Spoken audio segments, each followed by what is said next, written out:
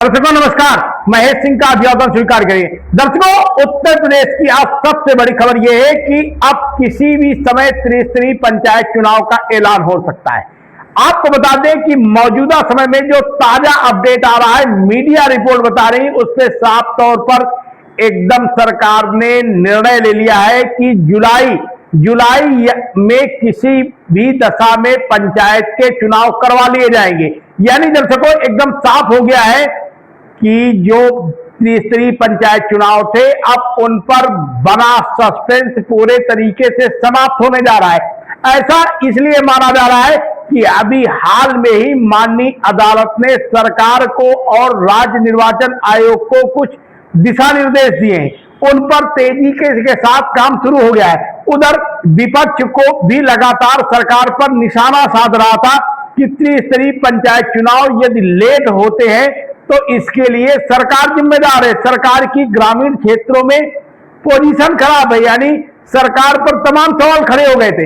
इन सवालों से बचने के लिए सरकार अब किसी भी दशा में, दर्शकों आपको बताएं कि इसी वर्ष जो चुनाव मई में होने थे, जून में होने थे, उन चुनावों को अब किसी भी दशा में जुलाई में कराए जाने को लेकर के सरकार एवं राज्य निर्वाचन आयोग पूरी तैयारी करने में जुट गया है। और मीडिया रिपोर्ट तो यहां तक बता रही कि किसी भी समय जल्द ही पंचायत चुनाव की तिथियों का भी बड़ा ऐलान हो सकता है, जिसको लेकर के सभी राजनीतिक दलों को उम्मीदें हैं। गांव से लेकर के गलियारों तक लोगों की नजरें त्रिस्तरीय पंचायत चुनाव को लेकर के टिकी हैं।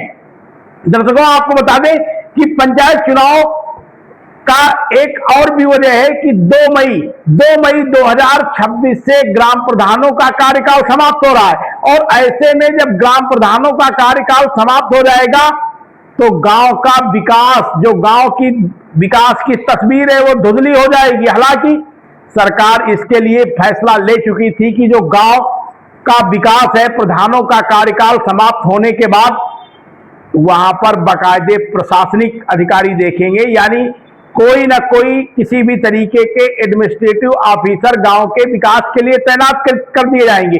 लेकिन दर्शकों आपको बताएं, इस मामले को लेकर के विपक्ष लगातार सरकार को घेर रहा था और उधर माननीय अदालत को लेकर के भी तमाम तरीके की चर्चाएं थी। जो तस्वीरें अब आज की जो ताजा रिपोर्ट है, उस ताजा रिपोर्ट के अनुसार ये तस्वीरें अब पूरे तरीके से साफ हो रही हैं और पंचायत चुनाव का किसी भी तरीके से ऐलान जल्द ही हो जाएगा, उनकी तिथियों का ऐलान हो जाएगा। दर्शकों एक बात, इस बार जो त्रिस्तरीय पंचायती चुनाव होंगे उसमें चुनाव लड़ने वाली महिलाओं को बाकायदे आरक्षण तो मिलेगा, लेकिन आगे भविष्य में यदि वो चुनाव जीत जाती हैं तो घूंघट के ओट से वो सियासत नहीं कर पाएंगी, यानी घूंघट की ओट से वो प्रधानी नहीं कर पाएंगी और ना ही बीडीसी सदस्य में अपनी सहभागिता निभा पाएंगी। अभी तक होता क्या था कि महिला प्रधान होते थे और उनके पति प्रधानी करते थे, बीडीसी पत्नी होती थी, उनका पति बीडीसी का काम देख रहा था। ऐसा जिला पंचायत में था, लेकिन अब ऐसा होने वाला नहीं है। सरकार ने एकदम साफ कर दिया है कि जो चुनाव लड़ेगा, जो भी महिला चुनाव लड़ेगी, वही हर बैठकों में शामिल होगी, वही विकास कार्य की रूपरेखा बनाएगी। और यदि इसमें उनके पति या जो भी हैं प्रतिनिधि महिला के, उनका यदि कहीं पर कोई हस्तक्षेप पाया जाएगा तो उनके खिलाफ एक्शन भी लिया जा सकता है। तो दर्शकों ये आज की बड़ी खबर है। अब पंचायत चुनाव को लेकर के गांव में जो तैयारियां होनी शुरू हो गई थी वो थोड़ा ठंडे बस्ते में पड़ गई थी, लेकिन अब तेजी के साथ वो तैयारियां और भी शुरू हो गई हैं। जो लोग पंचायत चुनाव को लेकर के गांव में अपनी होल्डिंग, बैनर आदि इत्यादि लगा चुके थे, गांव के गलियारों में बाकायदा प्रचार प्रसार कर रहे थे और चुनाव की एक रणनीति बना करके चल रहे थे, इस मामले पर कुछ शांति आई थी।